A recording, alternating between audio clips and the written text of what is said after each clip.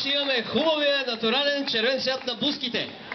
Не се оглеждайте отзад, говоря за истинските буски, сега не се попипайте. Там не мога нищо да видя. Ой, тихо там. Добре, много добре. Мисля, че това ще да е... Това ли е? Последното ли е за сега? Това ще да е последното хоро за сега, защото ние хубаво загряхме, но после какво ще има? Че са на всички гости, искам да ви поканя пред кметството. Знаете ли къде е кметството? Тези, които наистина сте гости, не знаете къде е, тук просто тръгвате от тази улица, надолу и от лявата страна ще видите кметството и най-вече пред него в 1 часа ще видите всички тези прекрасни участници, които ще бъдат там и ще направят едно хубаво дефиле към амфитеатъра, където ще се проведе истинския конкурс и всеки ще покаже кой какво е научил и какво иска да ни покаже. Така че, 1 часа пред кметството правим дефиле към амфитеатъра, а там ще е голямата лудница. Така че, 1:30 предполагам, че ще бъдем на амфитеатъра. Всички заповядайте там. А сега последното отдъхващо хоро. За сега последно. Грауско! Можете ли?